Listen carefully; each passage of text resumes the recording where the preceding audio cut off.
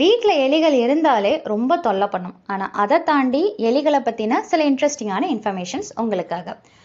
எலிகள் பார்த்தீங்கன்னா கேமல், அதாவது ஒட்டகத்தை விட ரொம்ப தூரம் பயணிக்க முடியும் தண்ணி குடிக்காமலேயே. அடுத்தது பார்த்தீங்கன்னா எலிகள் பார்த்தீங்கன்னா ஆம்னிவோர், அதாவது அது வெஜிடேரியன் ஃபுட்டையும் சாப்பிடும், நான் வெஜிடேரியனும் சாப்பிடும். ஆனால் அதோடைய மோஸ்ட் ப்ரிஃபரன்ஸ் எதுவாக தான் இருக்கும்னு பார்த்தீங்கன்னா நான் வெஜிடேரியன் ஐட்டம்ஸை தான் அது சாப்பிட்றதுக்கு, அதாவது இறைச்சியை சாப்பிட்றதுக்கு தான் அது விருப்பப்படும்.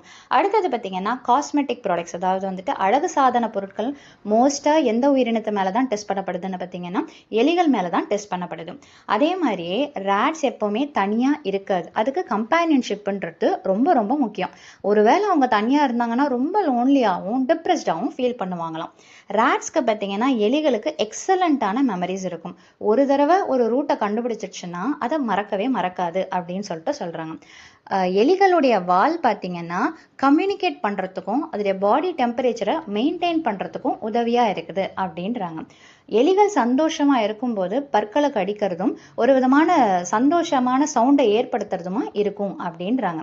கூட்டத்தில் இருக்கக்கூடிய எலிகளில் ஏதாவது ஒரு எலிக்கு காயப்பட்டதுன்னா அந்த காயப்பட்ட எலியை மீதி இருக்கக்கூடிய எலிகள் எல்லாரும் ஒன்றா சேர்ந்து பத்திரமா பார்த்துக்கும் அப்படின்னு சொல்லிட்டு சொல்கிறாங்க. தொல்லை கொடுக்கக்கூடிய உயிரினமாக இருந்தாலும் இயற்கையில் ஒவ்வொன்றுக்கும் ஒவ்வொரு விதமான குவாலிட்டி இருக்க தான் செய்யுது. மீண்டும் அடுத்த பதிவில் வேறொரு டாப்பிக்கோட சந்திக்கிறேன். வீடியோ பயனுள்ளதாக இருந்ததுன்னா மறக்காமல் லைக் பண்ணுங்கள், ஷேர் பண்ணுங்கள், சப்ஸ்கிரைப் பண்ணுங்கள். தேங்க்யூ.